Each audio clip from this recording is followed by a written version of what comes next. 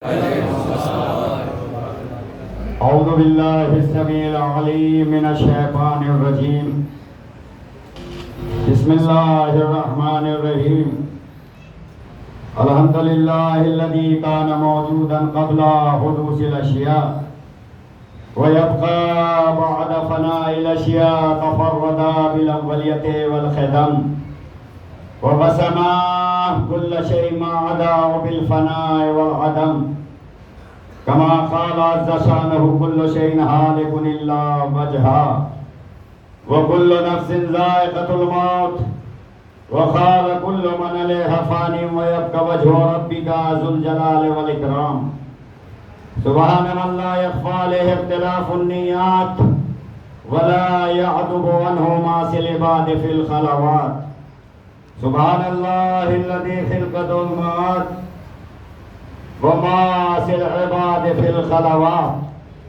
سبحان الله الذي منه خلقة العباد وإليه المعاد. فمن يعمل مثقال ذرة خيرا يره ومن يعمل مثقال ذرة شرا يره.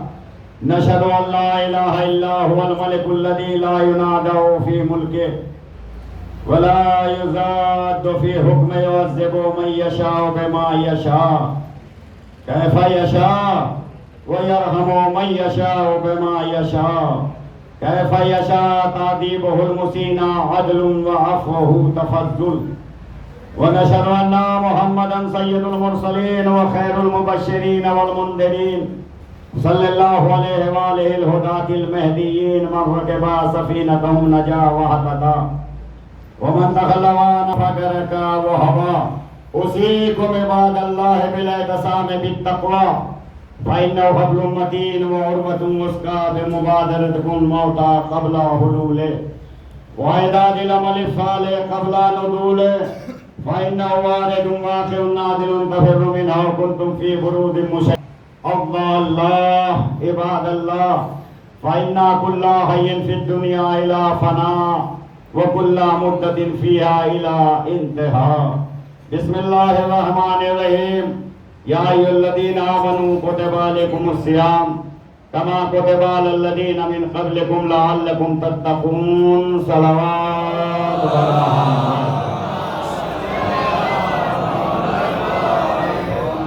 اللہ نے محترم برادران ملت، مومنین کرام، خوش رہیے، سلامت رہیے. پروردگار آپ کی تمام عبادات کو قبول فرمائے. نماز، روزہ، حج و زکوٰۃ، خون سے جہاد، تمام تر عبادات کو پروردگار آپ کے آخرت میں بھی اور دنیا میں بھی قبول فرمائے.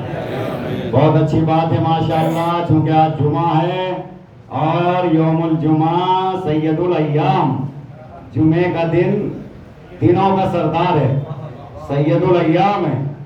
جو اہمیت و فضیلت روز کے نماز و روزے کی ہے اس سے زیادہ جمعے کے دن کی ہے. اور آج تو سونے پہ سہاگا یوں ہے کہ آج تو جمعہ الوداع ہے، یعنی ایک سال میں جو زندہ رہے گا اگلا جمعہ پائے گا، جو مر جائے گا وہ اپنا حساب و کتاب قبر میں بھی دے گا، آخرت میں بھی دے گا. صلوات پڑھیے محمد والے. ہر انسان اپنے عمل کا بوجھ اٹھائے گا اور اللہ اپنے بندوں کو اس کی طاقت سے زیادہ وزن نہیں ڈالتا. یہ قرآن کی آیت ہے کہ خدا وند عالم اپنے بندوں کو اتنا وزن اور بوجھ نہیں ڈالتا کہ جو اس کے بس کا نہ ہو. آج چونکہ جمعۃ الوداع بھی ہے اور انٹرنیشنل عالمی یوم القدس بھی ہے. آج کا دن، آج کا آخری جمعہ انٹرنیشنل قدس ڈے ہے، عالمی یوم القدس ہے آج کا دن. آج اسرائیل مرد آباد، امریکہ مرد آباد، شیطان مرد آباد. جو اللہ کو چھوڑ کر شیطان کی عبادت کرتا ہو وہ مرد آباد. جو اللہ کی عبادت میں نہ آ کر دوسری جگہ عبادت کرتا ہو، جیسے موبائل پر گیم کھیلنا، دوستوں کے ساتھ ہوٹل بازی کرنا، ریسٹورینٹ میں جا کے ٹھنڈا پینا، ادھر اللہ کہہ رہا ہے اللہ اکبر، ادھر وہ کہہ رہے ہیں شیطان اکبر. ادھر وہ اپنی بیوی کے ساتھ مذاق میں لگا ہوا، ادھر نماز کی صفیں درست کی جا رہی ہے، ادھر وہ دوستوں کو لے لے کر ہوٹل بازی میں کر رہا ہے، ریسٹورینٹ میں جا رہا ہے، کا ٹھنڈا پیو۔ جب ہم اللہ کی نہیں مانتے تو ملا کی کیوں مانے؟ صلوات پڑھیے محمد علیہ بھائی، اللہ پانچوں وقت آپ کو بلاتا ہے تو جب آپ اللہ کی نہیں مانتے تو ملا کی کیوں مانیں گے؟ ملا کے لیے تو عزیزان محترم، اللہ کی نہ مانیے تب بھی سزا ملے گی، ملا کی نہیں مانو گے تب بھی سزا ملے گی۔ دونوں طرف سے بچنا آپ کا بچنا ناممکن ہے، چونکہ یوم جمعہ ہے اور آخری جمعہ ہے، اس کے بعد عید کی نماز ہے۔ بہت سے افراد وہ ہوں گے جو ایک سال میں الوداع جمعہ ہی پڑھتے ہوں گے، انہیں بیچاروں کو پتہ ہی نہیں کہ عبادت کا ذائقہ کیا ہوتا ہے، جبکہ کل نفس ذائقۃ الموت، ہر نفس کو موت کا ذائقہ چکھنا ہے، اور موت کے ساتھ ساتھ اس سے عبادت کے بارے میں بھی سوال ہوگا، اس سے اعمال کے بارے میں سوال ہوگا۔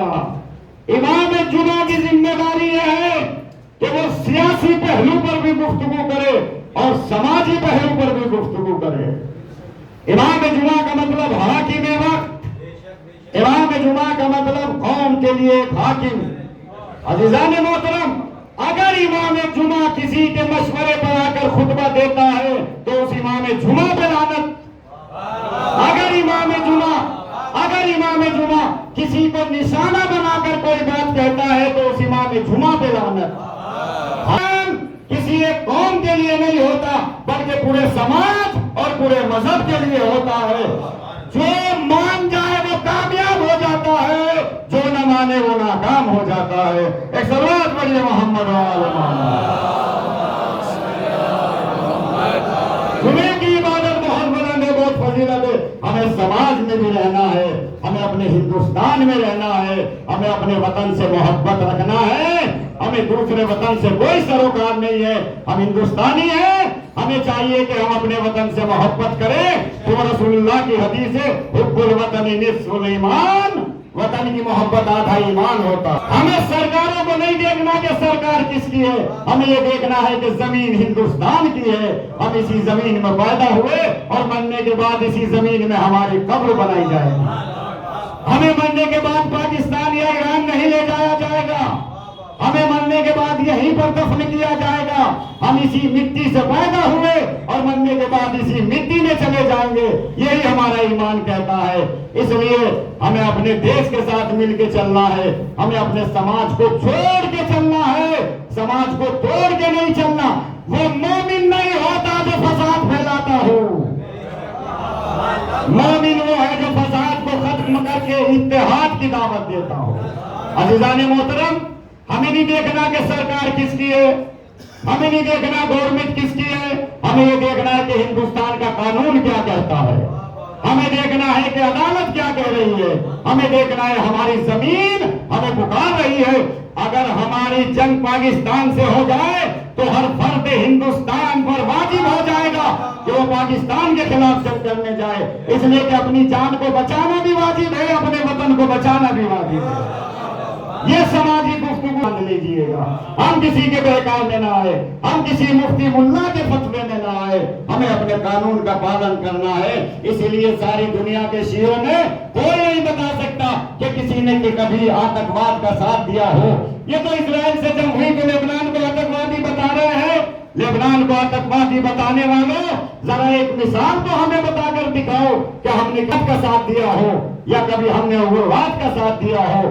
ہماری شیعہ نے علی بن ابی طالب کی تاریخ ہے، نہ ہمارے مولا نے کبھی ظلم کا ساتھ دیا، نہ ہم کبھی ظلم کا ساتھ دیتے ہیں۔ ہم ہمیشہ حق کے ساتھ رہیں، اس لیے آپ سب کو چاہیے کہ حق کے ساتھ کھڑے ہو جاؤ۔ اگر حق کے خلاف سگا بھائی بھی ہو تو اس کے خلاف آواز اٹھاؤ، اسی کا نام ایمان ہے، اسی کا نام شیعت ہے۔ شیعہ ہونا کمال نہیں ہے، شیعہ ہو کر شیعت میں رہنا یہ کمال ہے، ورنہ ہر فرد بشر کہتا انا شیعہ علی بن ابی طالب، میں علی بن ابی طالب کا شیعہ ہوں۔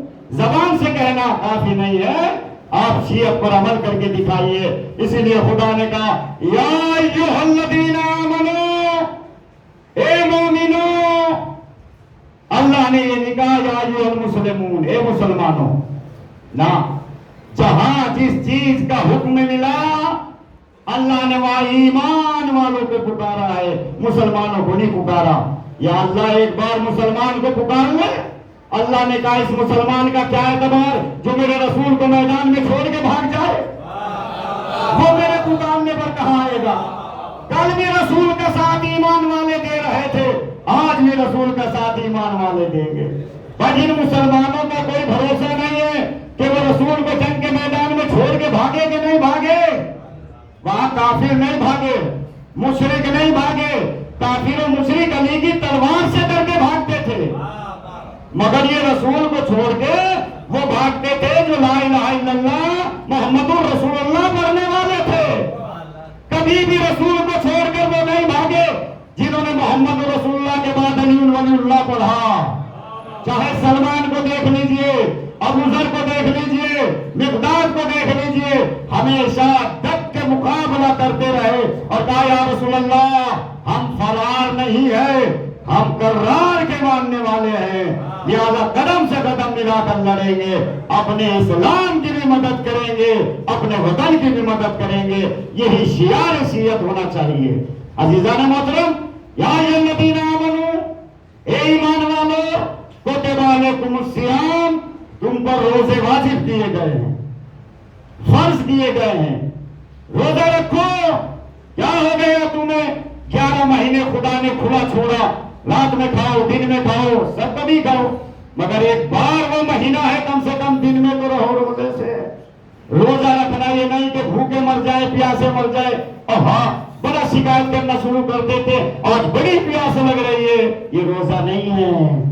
جو روزہ رکھ کے شکایت کرنا شروع کر دو آج بڑی بھوک لگی مولانا صاحب، آج بڑی پیاس لگی، تو روزہ تھوڑا ہی رکھا ہے۔ روزہ بھوک و پیاس کے احساس کا ہی نام ہے، تاکہ آپ غریبوں کا احساس کرو، یتیموں کا احساس کرو۔ اس لیے اللہ نے روزے واجب کیے ہیں کہ جب یہ بھوکے پیاسے رہیں گے تو یہ سوچیں گے ضرور کہ ہم بھوکے پیاسے ہیں تو جو غریب ہیں ان کا کیا حال ہوتا ہوگا، جن کے پاس کھانے کو کچھ نہیں ان کا کیا علم ہوتا ہوگا۔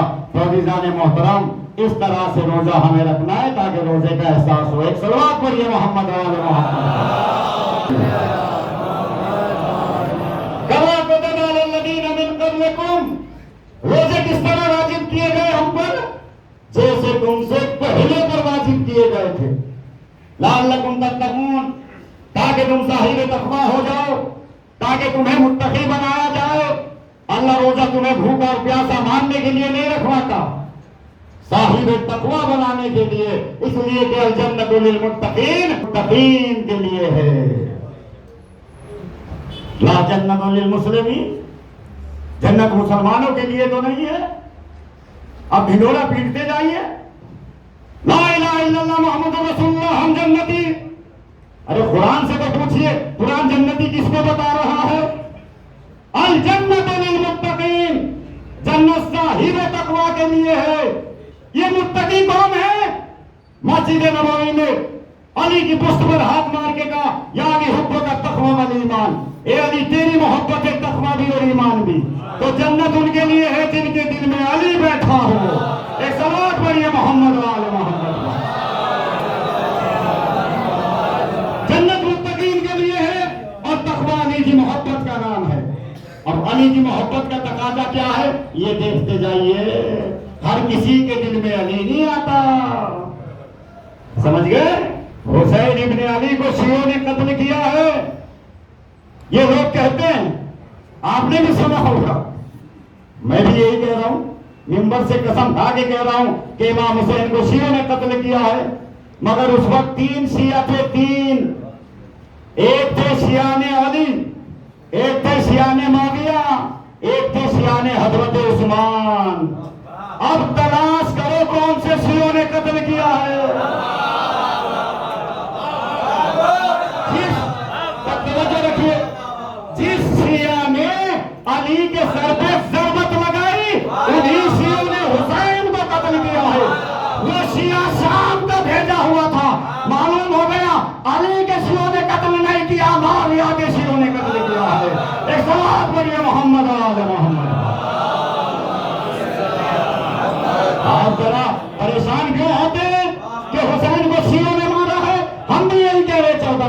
سے کہ حسین کو شیعوں نے مارا ہے. کون سے شیعوں نے مارا ہے یہ تلاش کرو. تو یہ دیکھو نا کہ کون سے شیعوں نے مارا ہے. 3 شیعہ ہیں وہاں پر موجود. شیعہ علی، شیعہ معاویہ، شیعہ عثمان. اب شیعہ علی تو بیچارہ کوئی قید میں تھا، کوئی گھر میں تھا، کوئی نظر بند تھا.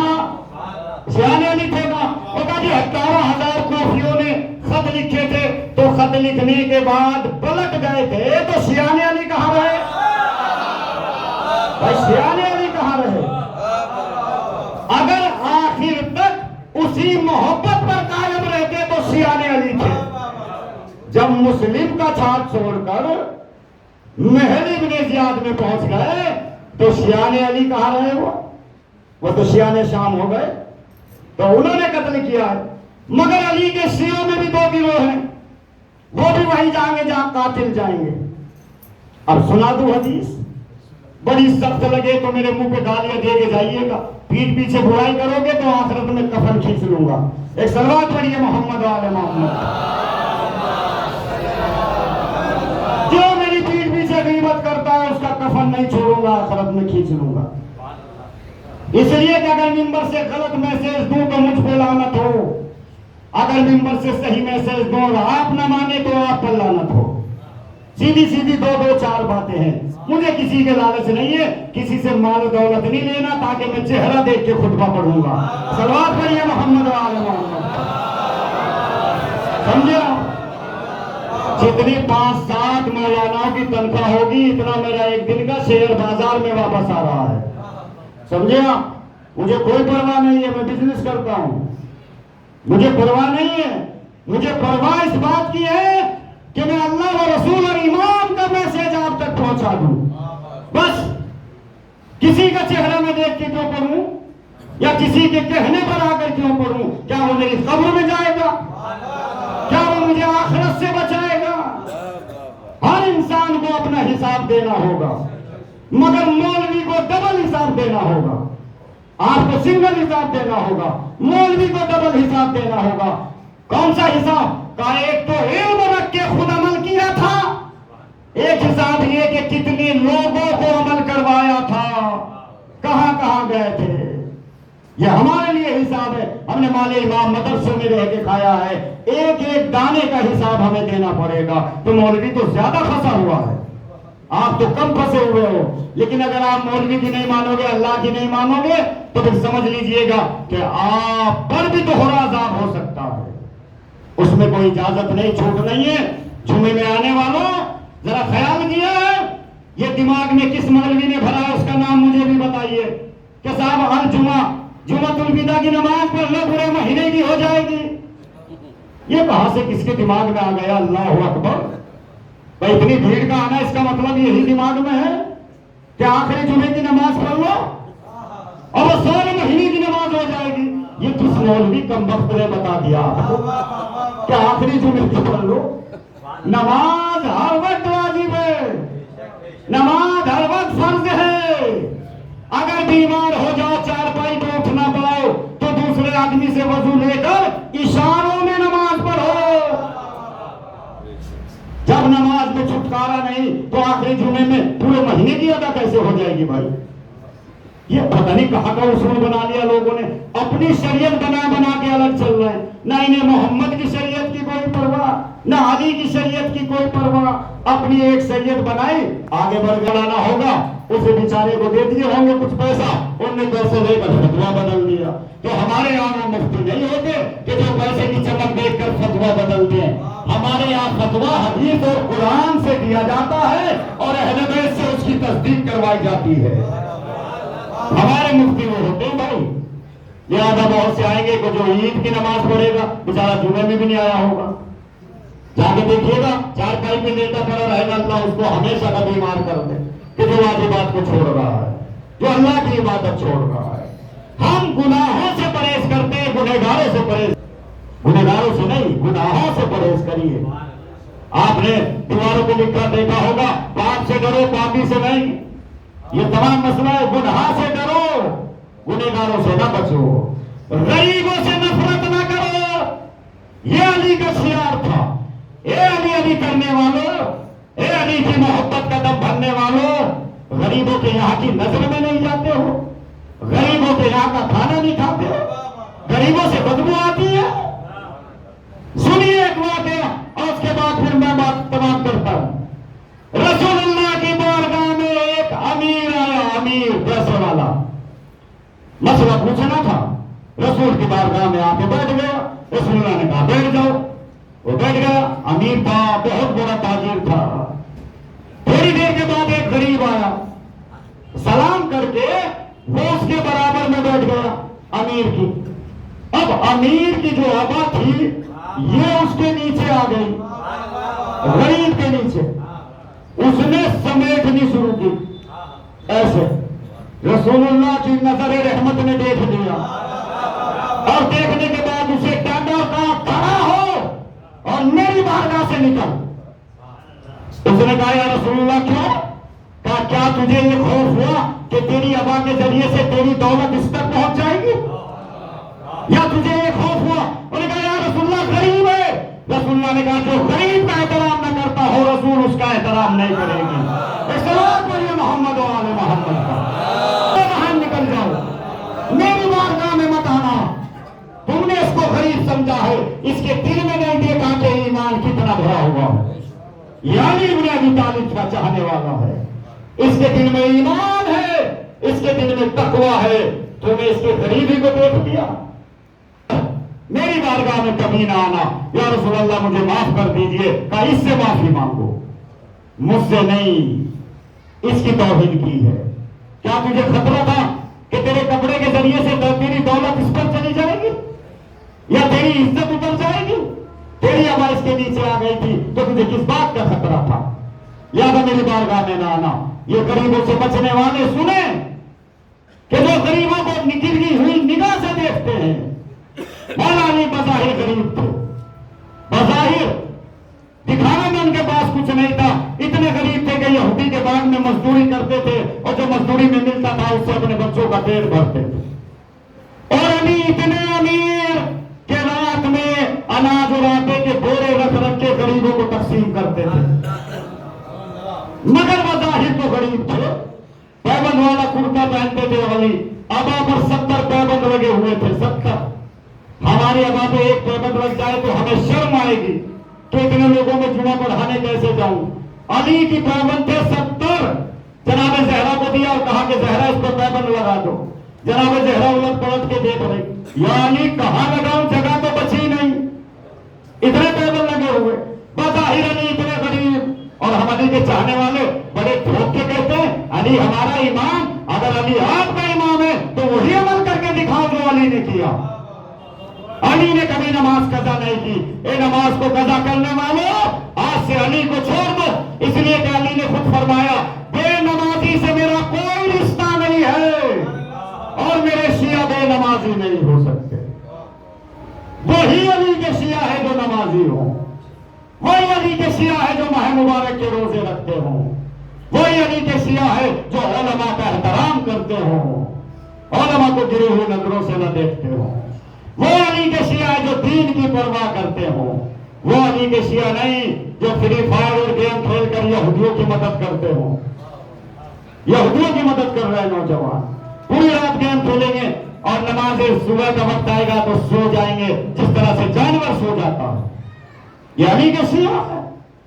افسوس ہے جب تم آخرت میں آنا تو ہمارا سر مت جھکا دینا، ایسے بن کے آنا کہ ہم سر اٹھا کے اللہ سے بات کریں کہ پروردگار یہ ہمارے شیعہ ہے، اس طرح سے ہاتھ اٹھا کر۔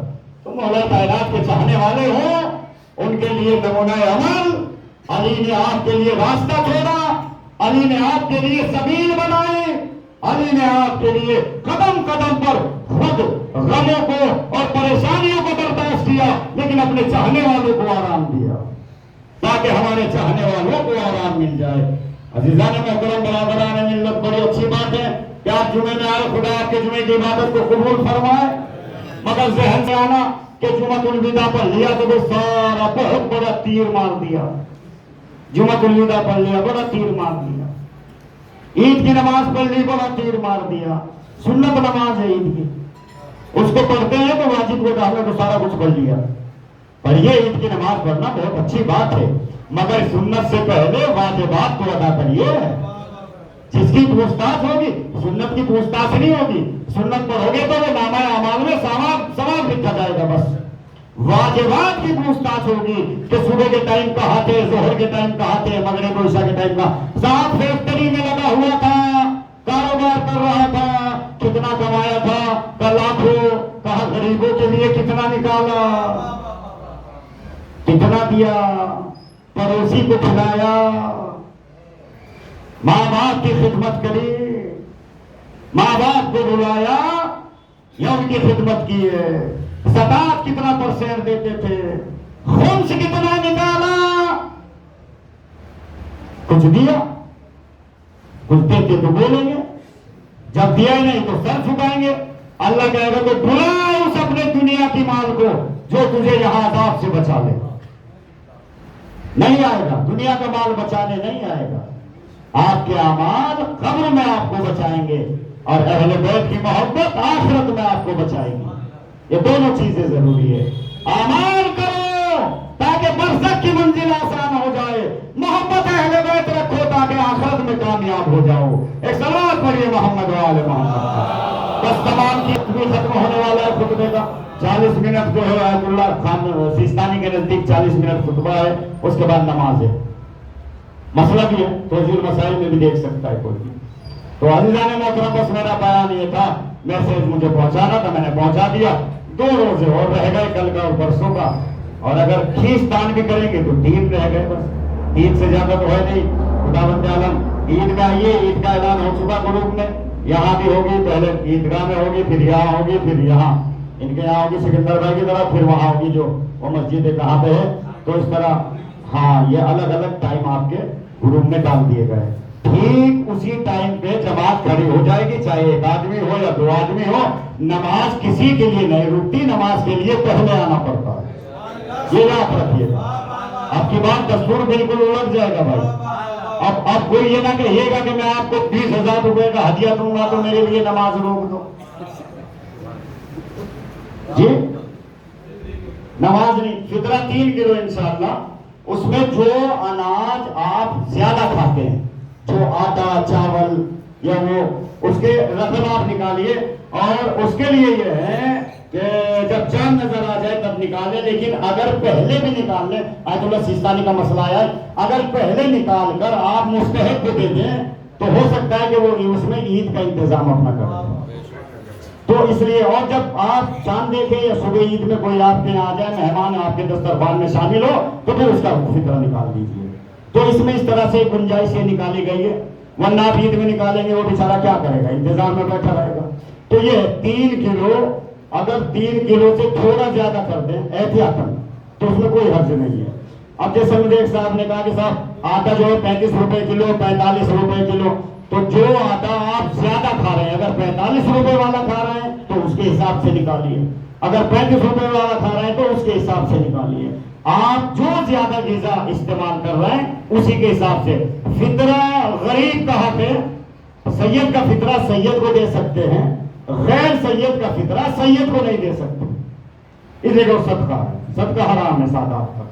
سید کا فطرہ سید کو دے سکتے ہیں، سید لے سکتا ہے، اس میں اب نہ ڈالے. دوسرا مسئلہ یہ ہے کہ فطرہ اپنے ہاتھ سے پہنچائیے تو بہتر ہے. نہ تو ہمیں دیں، نہ مولوی صاحب کو دیں، نہ کسی کو دیں. اس لیے تو ہو سکتا ہے ہمارے لوگوں کے ذہن میں نہ رہے اور وہ ہماری ذات میں خرچ ہو جائے. بہتر ہے کہ آپ اپنے ہاتھ سے پہنچائیے، کسی کو مت دیجیے. اپنے ہاتھ سے پہنچائیں گے تو اطمینان بھی حاصل ہوگا کہ ہم نے پہنچایا. ٹھیک ہے، یہ مسئلہ انشاءاللہ ہو گیا. بس یہاں سر پھر اس کے بعد اگلا جمعہ بھی میں ہی پڑھاؤں گا، تو بہتر ہے کہ آپ لوگ سب تشریف لائیے گا. صلوات پڑھیے محمد و آل محمد. بسم اللہ الرحمن الرحیم. قل هو اللہ احد اللہ الصمد لم یلد ولم یولد ولم یکن له کفوا احد.